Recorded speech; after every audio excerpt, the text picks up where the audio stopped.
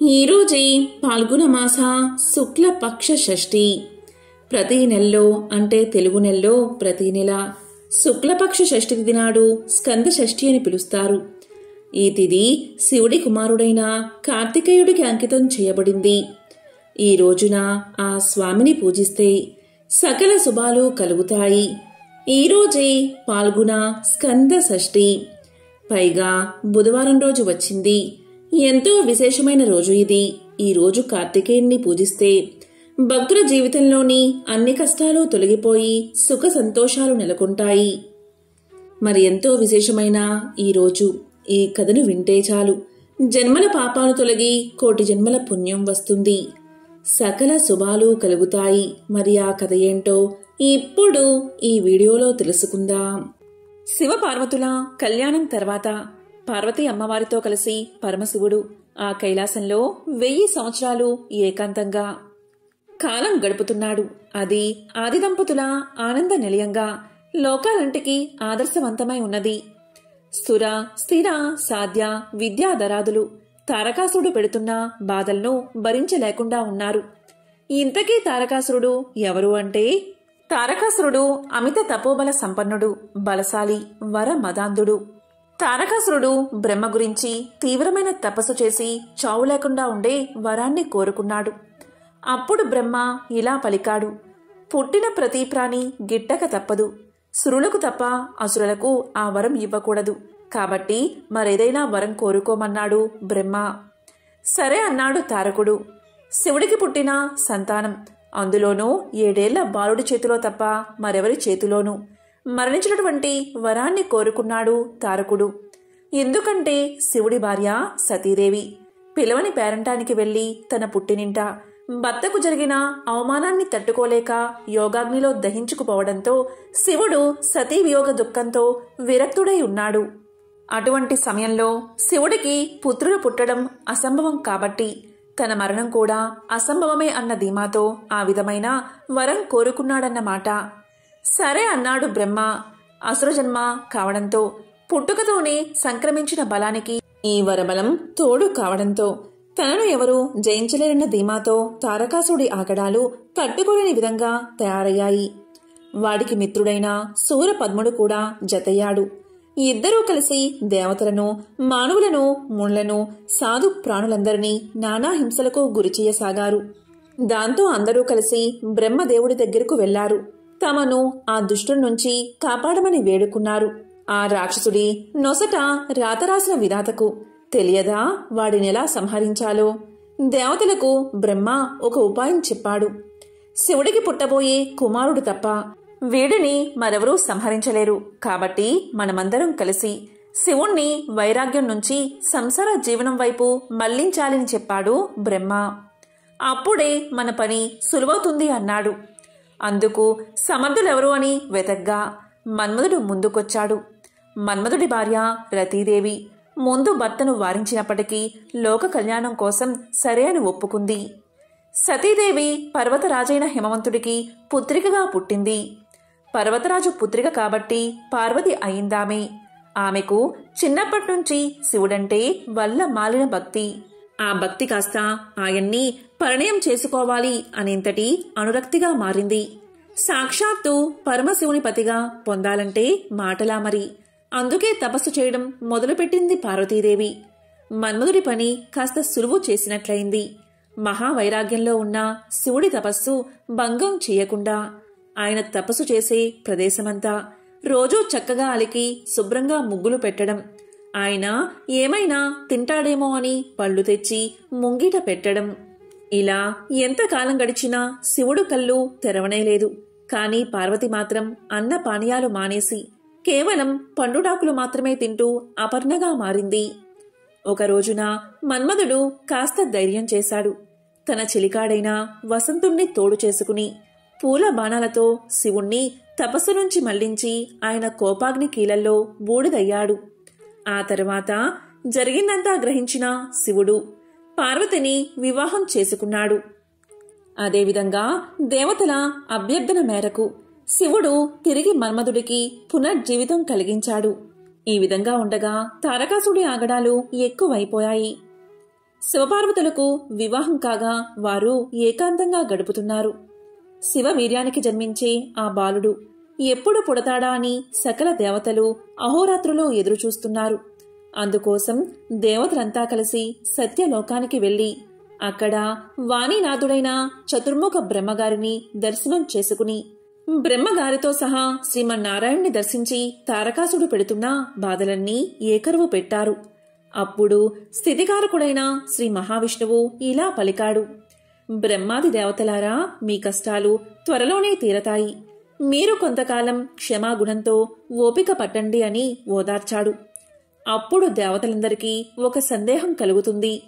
పరమశివుని తేజస్సు అమ్మవారి యందు నిక్షిప్తమైతే ఆ వచ్చే శక్తిని మనం తట్టుకోగలమా అని ఒక వెర్రి ఆలోచన చేసి దేవతలంతా కైలాసానికి పయనమయ్యారు.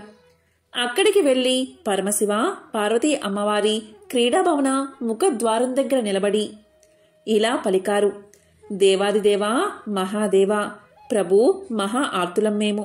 నీ కరుణా కటాక్షంతో మమ్మల్ని రక్షించు. తారకాసుడి బాధల నుంచి కాపాడు. నీ యొక్క తేజస్సుని అమ్మవారిలో నిక్షిప్తం చేయవద్దు అని ప్రార్థించారు. దీంతో భక్తవ శంకరుడు అయిన పరమశివుడు పార్వతీ అమ్మవారితో సంతోషంగా గడుపుతున్నవాడు. దేవతల ఆర్తనాదాలు విన్నవాడే బయటకు వచ్చాడు. దేవతల ప్రార్థన విన్న శంకరుడు, ఇప్పటికే నా తేజస్సు హృదయ స్థానం నుండి విడువడింది కాబట్టి నా తేజస్సును భరించగలిగిన వారు ముందుకు రండి అని అడిగాడు. పరమశివుని తేజస్సు అమ్మవారు పొంది తాను మాతృమూర్తిని అయ్యే అవకాశాన్ని దేవతల యొక్క తొందరపాటుతనంతో దూరం చేసినందుకు గాను అప్పుడు అమ్మవారు అంటే పార్వతీదేవి ఆగ్రహం చెందినదై దేవతలందరినీ ఇలా శపిస్తుంది: ఓ దేవతలారా, నాకు సంతానం కలగకుండా అడ్డుకున్నారు కాబట్టి ఇక మీదట దేవతలెవరికి సంతానం కలగదు అని శపించింది. అందుకే అప్పట్నుంచి దేవతల సంఖ్య పెరగదు, కేవలం 33 కోట్ల మంది మాత్రమే. అప్పుడు దేవతలందరి ప్రార్థన మీద హవ్యవాహనుడు అంటే అగ్నిదేవుడు ఆ శివతేజాన్ని తాను స్వీకరించాడు. తీసుకోవడమైతే తీసుకున్నాడు కాని శివుడి తేజస్సుని ధరించడమంటే అంతా తేలిక. అంతటా అగ్నిదేవుడు ఆ తేజస్సు యొక్క తాపాన్ని తట్టుకోలేకపోయాడు. అప్పుడు శివుడి ఆజ్ఞ ప్రకారం అగ్నిదేవుడు ఆ శివ తేజస్సుని భూమాతలో ప్రవేశపెట్టాడు. అంతటా భూమాత ఆ తేజస్సును భరించలేక వెళ్లి గంగామాతకు ఇస్తుంది.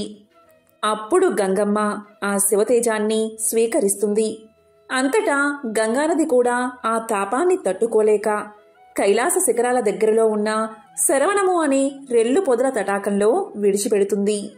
ఆ రెల్లు పొదల తటాకం నుంచి 6 ముఖాలతో 12 చేతులతో దివ్య మంగళ స్వరూపుడై మార్గశీర్ష శుక్ల షష్ఠినాడు ఒక బాలుడు ఉద్భవించాడు.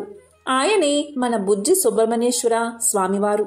ఆయన పుట్టగానే 6 కృత్తికా నక్షత్రాలు వచ్చి వారి స్థనమిచ్చాయి కాబట్టి స్వామివారికి కార్తికేయ అని, పుట్టగానే 6 ముఖాలతో ఉండడం వల్ల స్వామికి ఆరుముగన్ అని షణ్ముఖ అని నామం వచ్చింది. షణ్ముఖుడు పుట్టగానే దేవతలు ఆ బాలుడిపై పుష్పవర్షం కురిపించారు. దేవదుందుబులు మోగించారు. దేవతలందరూ పరమానంద భరితులయ్యారు. శరవణ అనే తటాకం నుంచి ఉద్భవించిన కారణంగా స్వామికి శరవణభవ అనే నామం వచ్చింది. ఇంతలో గంగమ్మ కూడా వచ్చి కొంతసేపు నేను కూడా శివతేజాన్ని భరించాను కాబట్టి నాకు కూడా కుమారుడే అని చెప్పింది. అప్పట్నుంచి స్వామికి గాంగేయ అనే నామం వచ్చింది. అలాగే అగ్నిదేవుడు కూడా చెప్పడంతో వహ్ని గర్భ, అగ్ని సంభవ అనే నామాలు కూడా వచ్చాయి. దేవతలను రక్షించడం కోసం శివుడి నుండి స్కలమై వచ్చాడు కాబట్టి స్వామికి స్కంద అనే నామం వచ్చింది. అలాగే క్రౌంచ పర్వతాన్ని భేదించడం వల్ల క్రౌంచధారణుడు అని పిలువబడ్డాడు. తమిళనాట స్వామివారిని మురుగన్, కంద, వెట్రివేల్, వేలాయుధన్, షణ్ముగన్, ఆరుముగన్, శక్తివేల్, పళని ఆండవన్ అనే నామాలతో కొలుచుకున్న వాళ్ల యొక్క ఇష్టదైవంగా చేసుకున్నారు. ఈ విధంగా శివవీర్యం మార్గశిర శుద్ధ షష్ఠి తిథి నాడు కుమారుడిగా పరిణమించింది. ఇదే కుమారస్వామి యొక్క జననం కదా. సరే, ఇంతమందికి పుత్రుడు అయ్యాడు. మరి మన జగన్మాత పార్వతీమాతకి సుబ్రహ్మణ్యుడు ఎలా పుత్రుడయ్యాడు అని అడిగితే త్రిపుర రహస్యంలో మహత్య ఖండంలో బ్రహ్మగారి మానసపుత్రుడైన సనత్ కుమారుడే సుబ్రహ్మణ్యుడిగా వచ్చారని చెప్పబడి ఉంది. ఒకరోజు సనత్ కుమారుడు తపస్సు చేసుకుంటూ ఉండగా శివపార్వతులు ఆయన తపస్సుకు మెచ్చి ప్రత్యక్షం అవుతారు. నీకు వరాన్ని ప్రసాదిస్తాను, కోరుకోమంటాడు శివుడు. అప్పుడు అద్వైత స్థాయిలో బ్రహ్మానందం అనుభవిస్తున్న సనత్ కుమారుడు, నాకు వరం అక్కర్లేదు, ఇవ్వడానికి నువ్వొకడివి నేనొకడిని అని ఉంటేగా నువ్వు ఇచ్చేది, ఉన్నది అంతా ఒకటే కాబట్టి నాకే వరమూ అవసరం లేదు అని చెప్తాడు. అప్పుడు శంకరుడు ఆగ్రహం చెందినట్లుగా, వరమిస్తాను అంటే వద్దంటావా, శపిస్తాను అంటాడు. అప్పుడు సనత్కుమారుడు ఇలా చెబుతాడు, వరము శాపము అని మళ్ళీ రెండు ఉన్నాయా? వరమైతే సుఖము, శాపమైతే దుఃఖము అని రెండూ లేనప్పుడు నువ్వు వరమిస్తే ఏమిటి, శాపమిస్తే ఏమిటి, ఇస్తే ఇవ్వండి అని ఆయన యథావిధిగా ధ్యానంలో మునిగిపోతాడు. అప్పుడు అతని తపస్సుకు మెచ్చిన శంకరుడు, సరే నేనే నిన్ను ఒక వరం అడుగుతాను అంటే ఏమి కావాలి అని అంటాడు సనత్కుమారుడు. అప్పుడు శంకరుడు ఇలా పలుకుతాడు, మాకు పుత్రుడిగా జన్మించమని కోరతాడు. దానికి సనత్కుమారుడు శంకరుడితో ఇలా చెప్తాడు, నేను నీకు మాత్రమే కుమారుడిగా వస్తాను అని చెప్తాడు. ఇదంతా వింటున్న పార్వతీ అమ్మవారు ఇలా పలుకుతారు. ఆమె ఒక్కసారిగా ఉలిక్కిపడి, ఇదేమిటి, శంకరుడికి పుత్రుడిగా వస్తాను అనడమేమిటి, నీకు మాత్రమే అని అంటున్నావు అని అడిగితే అప్పుడు సనత్కుమారుడు ఇలా సమాధానం చెప్తాడు, శివుడు వరమడిగితే అవునన్నాను కాని కోరి కోరి మళ్లీ గర్భవాసం చేసి యోని సంభవుడిగా రానమ్మా, నన్ను క్షమించు అని చెప్తాడు. అమ్మా, నీ కోరిక తీరడానికి ఒకనాడు నీవు మోహిని అవతారంలో ఉన్నప్పుడు కైలాస పర్వత సమీపంలో జలరూపంలో నీ అవతారం ముగించావు. ఆ జలం ఎక్కడైతే ఉన్నదో అదే తటాకం నుంచి నేను ఉద్భవిస్తాను, కాబట్టి నేను కూడా నీ కుమారునే అని చెప్పి నమస్కారం చేస్తాడు. ఈ విధంగా పార్వతీదేవికి కూడా కుమారుడు అయ్యాడు. సుబ్రహ్మణ్యుడు అనే నామం ఎలా వచ్చింది అంటే, ఒకనాడు బ్రహ్మగారికి మరియు పరమశివునికి కూడా ప్రణవార్థం బోధించినవాడు కాబట్టి స్వామి సుబ్రహ్మణ్య అంటే బ్రహ్మజ్ఞాని అని పిలువబడ్డాడు. దేవతల కోరిక మేరకు పార్వతీ పరమేశ్వరులు సుబ్రహ్మణ్యుణ్ణి దేవతల సర్వ సైన్యాధ్యక్షునిగా నియమిస్తారు. అనంతరం పరమేశ్వరుడు శూలం తదితర ఆయుధాలను అనుగ్రహించగా ఆ జగన్మాత పార్వతి కుమారుణ్ణి దీవించి శక్తి అనే ఆయుధాన్ని ఇస్తుంది. ఆ తరువాత తారకాసురుడిపై యుద్ధానికి పంపుతారు. కార్యోన్ముఖుడైన సుబ్రహ్మణ్యుడు నెమలి వాహనమెక్కి 6 ముఖాలు 12 చేతులతో ఉగ్ర రూపం దాల్చి 6 చేతులతో ధనస్సులను మరో 6 చేతులతో బాణాలు ధరించి రాక్షస సేనను ఒకేసారి సంహరించాలని తలచి సర్పరూపం దాల్చి రాక్షసులను ఉక్కిరి బిక్కిరి చేసి భీకర యుద్ధంలో తారకాసురుణ్ణి సంహరిస్తాడు. ఈ విధంగా కుమారస్వామి తారకాసురుణ్ణి సంహరిస్తాడు. తారకాసుడి సోదరుడు శూరపద్ముడిపై కుమారస్వామి దండెత్తి 6 రోజుల పాటు యుద్ధాన్ని చేస్తాడు. ఈ యుద్ధంలో 6వ రోజు శూరపద్ముడు పక్షి రూపాన్ని ధరించి తలపడతాడు. అప్పుడు స్కందుడు శూలాయుధం ప్రయోగించి ఆ పక్షిని 2గా ఖండించగా, ఒకటి నెమలిగా, 2వది కోడి పుంజుగా మారి స్వామిని శరణు వేడుకుంటాయి. దాంతో స్వామి కరుణించి నెమలిని వాహనంగా, కోడిని ధ్వజంగా చేసుకున్నారు. శ్రీవల్లి, దేవసేన అమ్మవార్లు సుబ్రహ్మణ్యుడి భార్యలు. స్వామికి వారితో వివాహం ఎలా జరిగింది అనేది ఇప్పుడు తెలుసుకుందాం. సుబ్రహ్మణ్యేశ్వర స్వామివారి వివాహం ముందుగా దేవసేన అమ్మవారితో జరిగింది. దేవసేన అరిష్టనేమి అని పిలువబడే ఒక ప్రజాపతి యొక్క కుమార్తె. ఈమెకు దైత్యసేన అనే ఒక చెల్లెలు ఉండేది. దేవసేన అందరినీ ఆకర్షించే అద్భుతమైన అందం ఆమె సొంతం. ఒక రోజున దేవసేన తన చెల్లెలు అయిన దైత్యసేనతో ఆడుకుంటూ ఉంది. ఆ సమయంలో అక్కడికి ఒక రాక్షసుడు వచ్చి దేవసేనను భయపెట్టి ఎత్తుకుపోయే ప్రయత్నం చేస్తాడు. ఆవిడ గట్టిగా కేకలు పెడుతుంది. ఆ సమయంలో ఇంద్రుడు ఐరావతం మీద వెళ్తూ ఉంటాడు. ఆయన వెంటనే తన వజ్రాయుధంతో రాక్షసుని సంహరించి అరిష్టనేమి కుమార్తె అయిన దేవసేనను రక్షిస్తాడు. వెంటనే ఇంద్రుడు అరిష్టనేమితో ఇలా పలుకుతాడు, ఈ దేవసేనను నేను నా కుమార్తెగా చేసుకోవాలి అనుకుంటున్నాను. మీరు దైత్యసేనను మీరే పెంచుకోండి. దయచేసి నా ప్రార్థన మన్నించండి అని అడుగుతాడు. ఇక ప్రజాపతి అయిన అరిష్టనేమి అంగీకారంతో దేవసేనను తీసుకెళ్లి పెంచడం మొదలు పెడతాడు ఇంద్రుడు. ఆ పిల్ల పెరిగి పెద్దదవుతూ ఉంటే ఇంద్రుడికి ఒక ఆలోచన వస్తుంది. ఈ దేవసేనను దక్కించుకోగలిగినవాడు, పరాక్రమంతో పాటు కారుణ్యం అపారంగా కలిగినవాడే ఉండాలి. అటువంటి వాడికే నా కూతుర్నిచ్చి వివాహం చేస్తాను అనుకున్నాడు. ఆ సమయంలోనే ఒక ఆశ్చర్యకరమైన సంఘటన జరిగింది. తారకాసుడి సంహారం తర్వాత తారకాసుడి తమ్ముడైన శూరపద్ముణ్ణి ఆ కుమారస్వామి వధిస్తాడు. తన కుమార్తెకు అలాంటి వాడినే ఇచ్చి వివాహం చెయ్యాలి అనుకుంటాడు ఇంద్రుడు. సుబ్రహ్మణ్యుడి పరాక్రమాలు చూసిన ఇంద్రుడు అతని తల్లిదండ్రులైన శివపార్వతుల గురించి తెలిసిన వాడే కావడంతో తన కూతురైన దేవసేనను సుబ్రహ్మణ్యుడికి ఇచ్చే వివాహం చెయ్యాలి అని నిశ్చయించుకుంటాడు. వెంటనే ఇంద్రుడు సుబ్రహ్మణ్యుడి దగ్గరకు వెళ్లి వివాహ విషయంపై అతని అభిప్రాయాన్ని అడిగి అదేవిధంగా అతని తల్లిదండ్రుల నుంచి శివపార్వతుల నుంచి అంగీకారం తీసుకుని తన పెంపుడు కూతురైన దేవసేనను సుబ్రహ్మణ్యుడికిచ్చి వివాహం జరిపిస్తాడు. స్వర్గాధిపతి అయిన ఇంద్రుడు తన కూతురైన దేవసేనను సుబ్రహ్మణ్యేశ్వర స్వామికిచ్చి వివాహం చేసేటప్పుడు అల్లుడికి ఐరావతాన్ని బహుమతిగా ఇచ్చాడట. ఐరావతం ఇంద్రలోకం నుంచి ఎప్పుడైతే వెళ్ళిందో అప్పట్నుంచి ఇంద్రుడి సంపద కరిగిపోసాగిందట. ఇది గమనించిన సుబ్రహ్మణ్యుడు ఇంద్రుడికి తిరిగి ఐరావతాన్ని ఇవ్వబోతాడు. కాని ఇంద్రుడు బహుమతిని వెనక్కి తీసుకోవడానికి నిరాకరించాడట. ఐరావతాన్ని ఇంద్రలోకం వైపు తిరిగి ఉండేలా మార్గాన్ని కోరతాడు ఇంద్రుడు.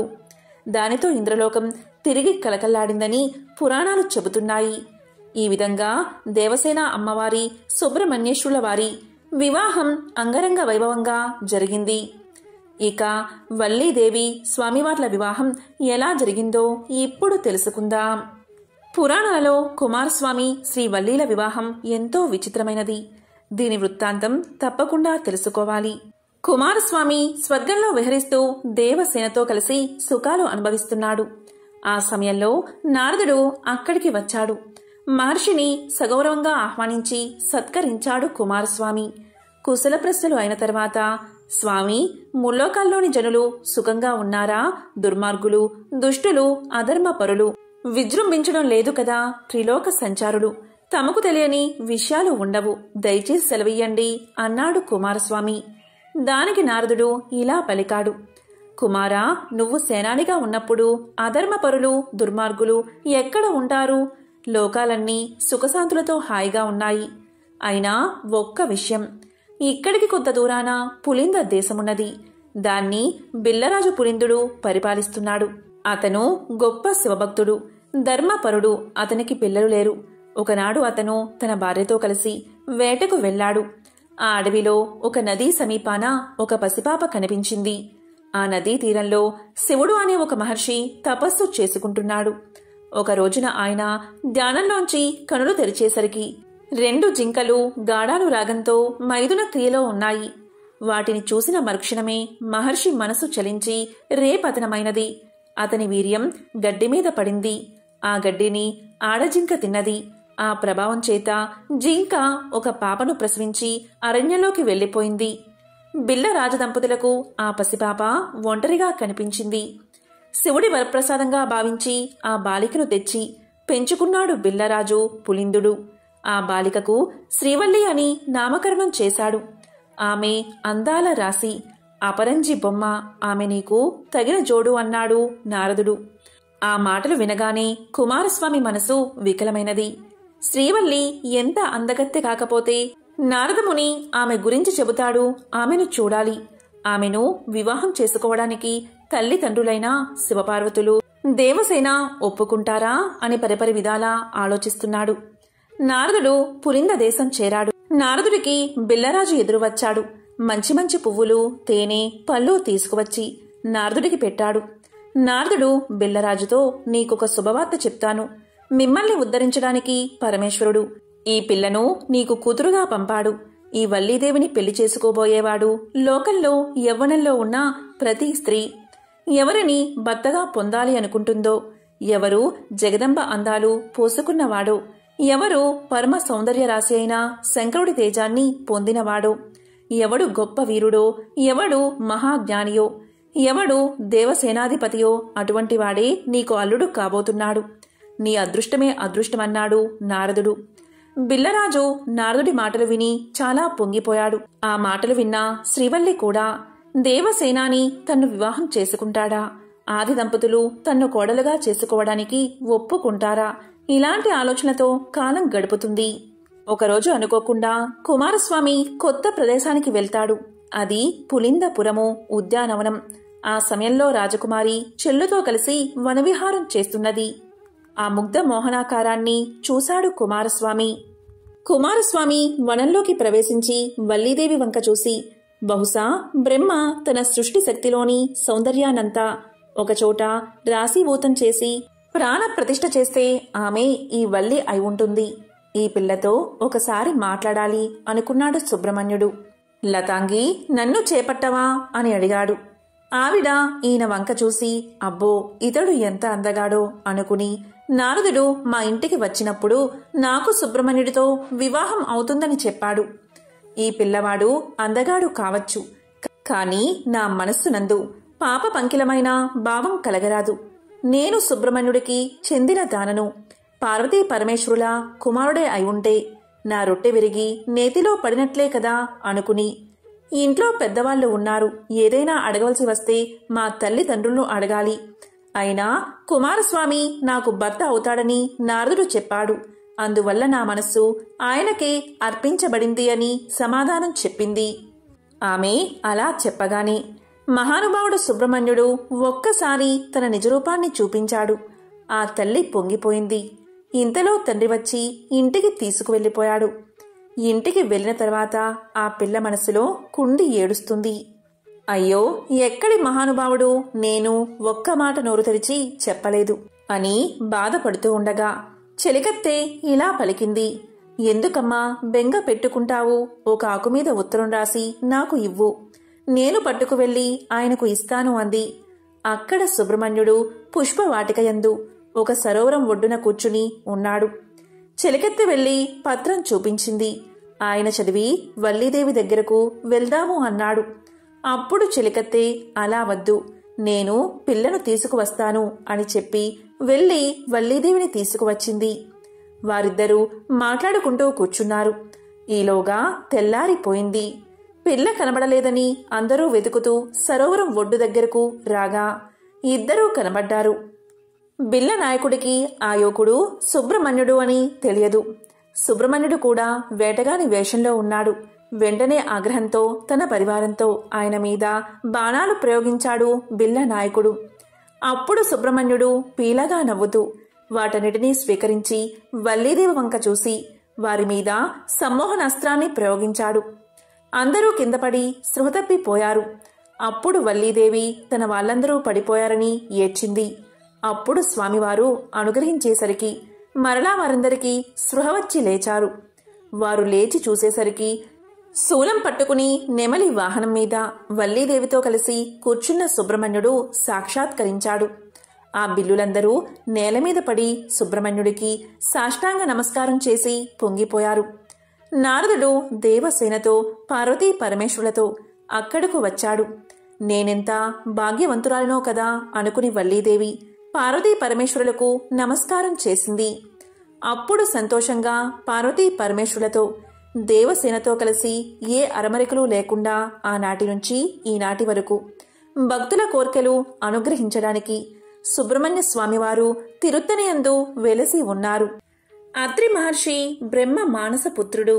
అత్రి మహర్షికి అనసూయయందు బ్రహ్మ శివ కేశవాంశలతో చంద్రుడు, దుర్వాసుడు, దత్తాత్రేయుడు అనే ముగ్గురు కుమారులు జన్మించారు. చంద్రుడు బ్రహ్మాంశతో జన్మించాడు. చిన్నతనంలోనే చంద్రుడు దీక్షతో బ్రహ్మ గురించి తపస్సు చేశాడు. ఆ తపస్సుకు మెచ్చిన బ్రహ్మ చంద్రుణ్ణి లతలకు, వృక్షాలకు, ఔషధాలకు, నక్షత్రాలకు అధిపతిని చేశాడు. తరువాత చంద్రుడు రాజసూయ యాగం చేసి దక్షపుత్రికలను 27 మందిని వివాహం చేసుకున్నాడు. ఆ వయస్సులోనే చంద్రుడు దేవగురువైన బృహస్పతి దగ్గరకు శాస్త్ర జ్ఞానం కోసం విద్యాభ్యాసానికి వెళ్ళాడు. గురువును, గురుపత్నిని సేవిస్తూ చదువు సాధిస్తున్నాడు. ఒకనాడు గురువైన బృహస్పతి ఇంద్రుడి రాజధాని అయిన అమరావతికి యజ్ఞం చేయడానికి వెళ్ళాడు. బృహస్పతి భార్య తారకు అందగాడైన చంద్రుడిపై మోహం కలిగింది. ఆమె కవ్వింపు చర్యలకు యువకుడైన చంద్రుడు ఆకర్షితుడు అయ్యాడు. గురుపత్ని అని కూడా మరచిపోయి తార విలాసాలకు లొంగిపోయి ఆమెను ప్రియురాలుగా చేసుకున్నాడు. బృహస్పతికి భయపడి ఆమెను లేవదీసుకుని దూరంగా పారిపోయాడు.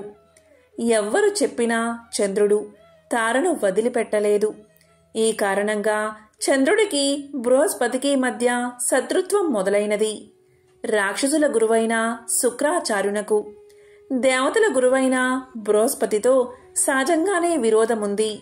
అందువల్ల శుక్రాచార్యులు రాక్షస వీరులు కలిసి చంద్రుడి పక్షం చేరి బృహస్పతిని ఎదిరించారు.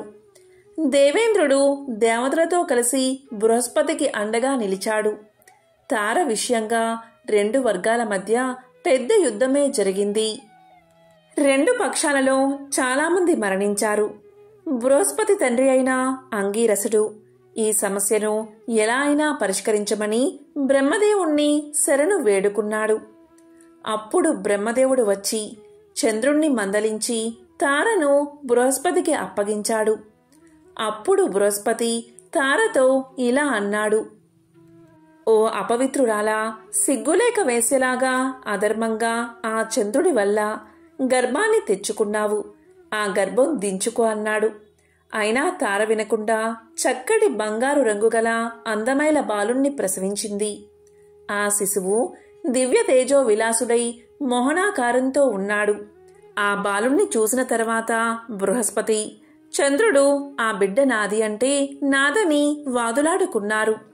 తగువు తీర్చడానికి వచ్చిన దేవతలు, మునులు ఈ విషయం తల్లి మాత్రమే చెప్పగలదని నిర్ణయించారు. అప్పుడు బ్రహ్మదేవుడు తారను ఒంటరిగా పిలిచి ఆ బాలుడి తండ్రి ఎవరో చెప్పమన్నాడు. దానికి తార సిగ్గుపడుతూ ఆ బాలుడు తనకు చంద్రుడి వల్ల పుట్టాడని తెలియచేసింది. అప్పుడు బ్రహ్మ ఆ బాలుడికి బుధుడు అని నామకరణం చేసి చంద్రుడికి అప్పగించాడు. కుమారుణ్ణి తన ఇంటికి తెచ్చుకున్న చంద్రుడి ఆనందానికి హద్దులు లేవు. ఆ బాలుణ్ణి తన భార్య అయిన రోహిణి చేతిలో పెట్టాడు. రోహిణి బుధుణ్ణి చాలా ప్రేమగా పెంచింది. బుధుడు చిన్నతనం నుంచి బుద్ధిమంతుడు అనే పేరు తెచ్చుకున్నాడు. పెరిగి పెద్దవాడై తపస్సు చేసి అధిక తేజోమూర్తి అయి గ్రహమండలంలో చోటు సంపాదించుకున్నాడు. సూర్య భగవానుడికి విశ్వకర్మ కుమార్తె సంజ్ఞ వల్ల వైవస్వతుడు జన్మించాడు. ఆయన 7వ మనువుగా ప్రసిద్ధుడు. వైవస్వత మనువుకి 9 కొడుకులు. వారు వివిధ భూమండలాలకు పరిపాలకులుగా నియమితులయ్యారు. వైవస్వతుడు మరలా భాగ్యవంతుడైన ఇంకొక పుత్ర సంతానం కోసం పుత్ర కామేష్టి యాగం చేశాడు. యాగం చేసేటప్పుడు మనువు భార్య రోతను ఆశ్రయించి కూతురు పుట్టేటట్లు చేయమని కోరి వ్రతాన్ని ఆచరించింది. హోత యజ్ఞకుండాన్ని సమీపించి కూతురు కలుగుగాక అని చెప్పి హవిస్సును సమర్పించాడు. హోత చేసిన ఈ చర్య వల్ల పుత్రునకు బదులుగా ఒక పుత్రిక జన్మించింది. ఆమె ఇలా: కొడుకు కావాలని యజ్ఞం చేస్తే కూతురు ఎందుకు పుట్టిందో తెలుసుకోవాలని మనువు వశిష్ఠుడి వద్దకు వెళ్లి అడిగాడు. వశిష్ఠుడు దివ్య దృష్టితో జరిగింది తెలుసుకున్నాడు. అప్పుడు వశిష్ఠుడు ఇలా చెప్పాడు: రాజా, హోత చేసిన తప్పు వల్ల ఇలా జరిగింది. అయినా నువ్వు విచారించకు, నేను పరిష్కారాన్ని ఆలోచిస్తాను అన్నాడు వశిష్ఠుడు. పూజ్యుడైన వశిష్ఠుడు మనువు కూతురు మగతనం కోసం ఏకాగ్ర చిత్తంతో శ్రీహరిని ప్రార్థించాడు. శ్రీహరి మెచ్చి ముని కోరిన వరాన్ని అనుగ్రహించాడు. ఆ కారణంగా ఇలా మగవాడిగా మారి సుద్యుమ్నుడు అనే పేరుతో పెరుగుతూ ఉంది. ఆ సుద్యుమ్నుడు రాజ్యాన్ని పరిపాలిస్తూ ఒకరోజు తన మంత్రులతో కలిసి కారడవికి వేటకు బయలుదేరాడు. క్రూర జంతువులు వేటాడుతూ ఉత్తర దిక్కుగా వెళ్లి మేరుపర్వతం దగ్గరున్న కుమారవనం చేరాడు సుద్యుమ్నుడు. ఆ కుమారవనంలో పార్వతీ పరమేశ్వరులు ఏకాంతంగా విహరిస్తూ ఉంటారు. ఆ వనంలో కాలు పెట్టగానే రాజు వెంట వచ్చిన వారందరూ స్త్రీలుగా మారిపోయారు. ఎందుకు అంటే పూర్వం శివుణ్ణి దర్శించాలి అనే కోరికతో కొందరు మునులు ఆ అడవిలో తిరుగుతూ కుమారవనంలోకి ప్రవేశించారు. ఆ సమయంలో శివుని ఒడిలో ఉన్న పార్వతీదేవి మునుల్ని చూసి సిగ్గుతో లేచి కూర్చుంది. దూరం నుంచి గమనించిన మునులు శివదర్శనానికి సరైన సమయం కాదని తలచి బదరికా వనానికి వెళ్లిపోయారు. తరువాత భగవంతుడైన పరమేశ్వరుడు తన ప్రియసఖి వేడుక కోసం ఈ కుమారవనంలోకి ఎవరు ప్రవేశించినా స్త్రీలుగా మారిపోవుగాక అని పలికాడు. ఆ కారణంగాని సుద్యుమ్నుడు తిరిగి స్త్రీగా మారిపోయాడు. ఈ విధంగా రాజకాంత అయిన సుద్యుమ్నుడు తాను స్త్రీ విలాసాలు కనపరుస్తూ తన చెలికత్తెలతో కలిసి దైవవశాత్తు చంద్రుడి కొడుకైన బుధుడి ఆశ్రమాన్ని చేరి అక్కడ విహరించసాగింది. రాజకుమార్తె చంద్రుడి కొడుకును చూసింది. బుధుడు కూడా ఆమెను చూశాడు. ఆమె తన అందంతో శృంగార చేష్టలతో బుధుణ్ణి ఆకర్షించి వలచి వలపించి పరిణయం చేసుకుంది. ఆ బుధ ఇలా దంపతులకు పురూరవుడు జన్మించాడు. పురూరవుడు అందచందాలలో మన్మధుడికి జయంతుడికి సాటైనవాడు. ధైర్యవంతుడు, దానశీలి, సప్తద్వీపాలను తన అధీనంలో ఉంచుకుని ఆదర్శప్రాయంగా పరిపాలిస్తున్నాడు. ఊర్వశి ఒక అప్సర కన్య, ఇంద్రసభలో నర్తకి. ఒకసారి నారదుని ద్వారా పురూరవుని సౌందర్యం గురించి ఊర్వశి విన్నది. కొన్నాళ్ల తర్వాత ఊర్వశి శాపవశాత్తు భూలోకానికి రావాల్సి వచ్చింది. పురూరవుడు ఉద్యానవనంలో విహరిస్తూ ఒకచోట సేద తీర్చుకుంటున్నాడు.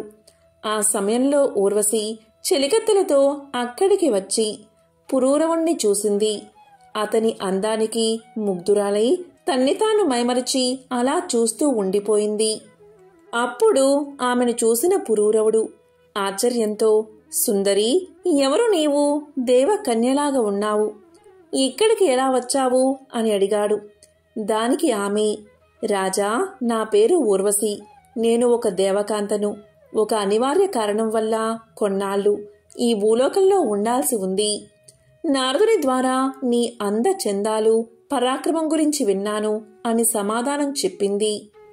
పురూరవుడు కూడా అప్సరకాంత అందానికి, ఆమె వయ్యారపు సొగసుకు దాసుడు అయిపోయాడు. తన మందిరంలో ఉండి తన్ని అనుగ్రహించమని వేడుకున్నాడు.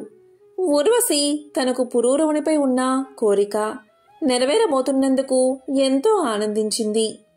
అప్పుడు ఆమె ఇలా పలికింది, రాజా, నీపై నాకు మోహం ఏర్పడింది.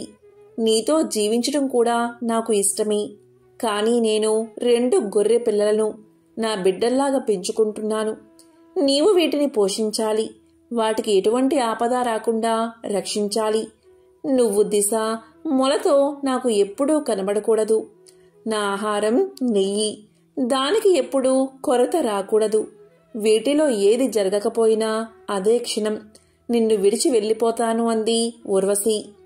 రాజు ఆ నియమాలకు అంగీకరించి ఆమెను తన రాజభవనానికి తీసుకెళ్లాడు.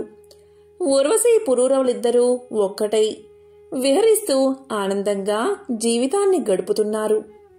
కొన్నాళ్ల తర్వాత ఇంద్రసభలో ఊర్వశి లేకపోవడం గ్రహించిన ఇంద్రుడు ఆమె ఎక్కడుందో వెతికి పట్టుకురమ్మని కొందరు గంధర్వులను నియమించాడు. వారు నడిరాత్రి భూలోకం వచ్చి ఊర్వశి పెంచుకుంటున్న గొర్రెలను పట్టుకున్నారు. అవి భయంతో గట్టిగా అరవడం మొదలుపెట్టాయి. ఆ అరుపులకు నిద్రలేచిన ఊర్వశి తన గొర్రెను రక్షించడం కోసం పురూరవుణ్ణి నిద్ర లేపడానికి ప్రయత్నించింది. కాని అలసి ఒళ్ళు మరచి మత్తు నిద్రలో ఉన్న పురూరవుడు వెంటనే లేవలేదు. దాంతో ఊర్వశి ఇలా పలికింది, రాజా, నేను ఎంతో ప్రేమగా పెంచుకుంటున్నా నా గొర్రె పిల్లలను దొంగలు ఎత్తుకుపోతుంటే లేవకుండా ముద్ద నిద్రపోతున్నావు. కళ్ళు మూసుకుని నిద్రపోతో నా కౌగిలి వదలడం లేదు. నీతో స్నేహం చేసి నేను అనాథను అయ్యాను అంటూ నోటికి వచ్చినట్లు తిట్టసాగింది.